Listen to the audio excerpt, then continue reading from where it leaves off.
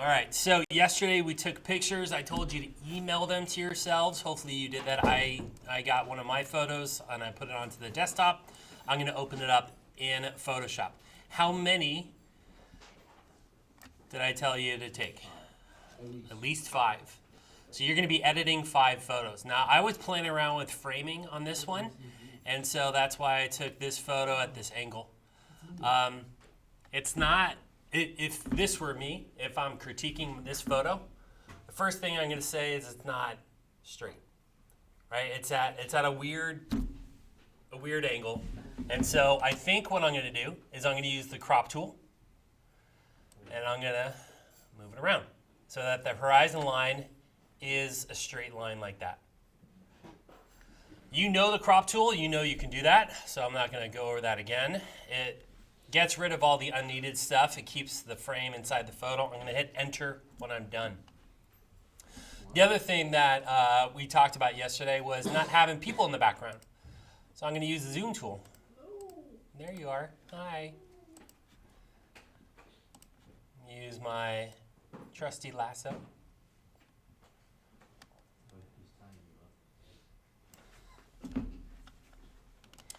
Edit.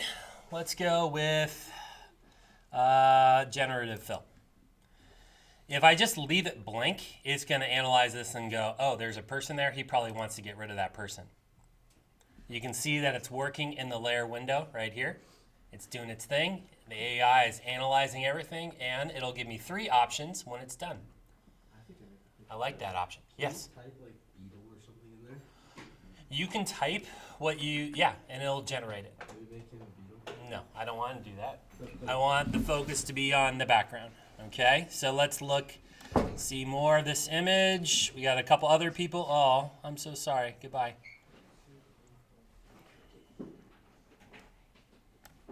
Now, right here, if I look at the layer window, I'm working on the generative fill layer.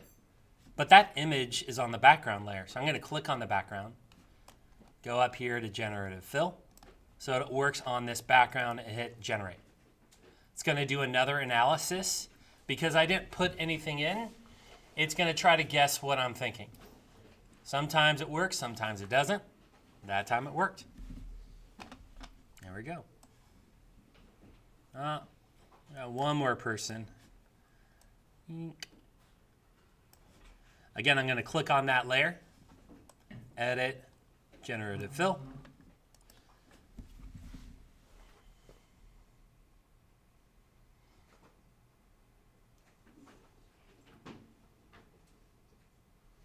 And there we go.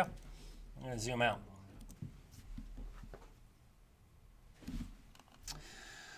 Now, this photo, this image in Photoshop is 1 background layer and 3 generative fill layers. I think what I'm going to do is I'm going to click on the 3 lines in the layer window. I'm going to say, you know what? Merge all the visibles. So it's now just 1 layer. All right, so it's easy. Let's see, the other thing, let's try and edit this photo. So it's not just this by itself. Let's go with some adjustment layers. If we go to layer, adjustment layers, we did this a long time ago. Let's go to black and white. Again, the layer adjustments right here are in the properties window. You should remember that. And when you change those little slides, you affect the image, the resulting image. So I can change the mood just by affecting these colors. It's pretty cool. Let's say I don't want that though. I'm going to hide the layer. I'm going to do another adjustment layer. Let's go with vibrance. Again, the properties window controls the adjustment layer.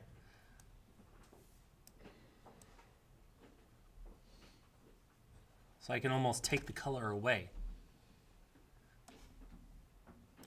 I can add another adjustment layer. Let's go with photo filter.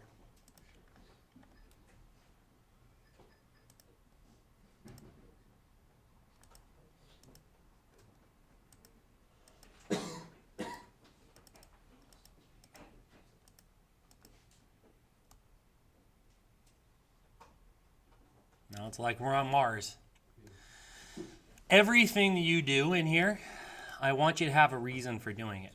Personally, I think of these two options, the black and white one is more my style. I like this. There's also, I don't know if you remember this, the layer styles. We can apply a layer style like gradient overlay. So we can do black and white, this black and white adjustment layer, and we can add a gradient to it. Remember, these color boxes control the colors of the gradient.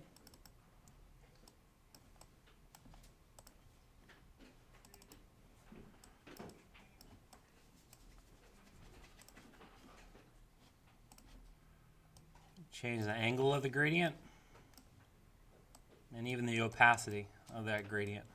So you have just a little bit of color on that black and white. It almost like it draws the eye right here.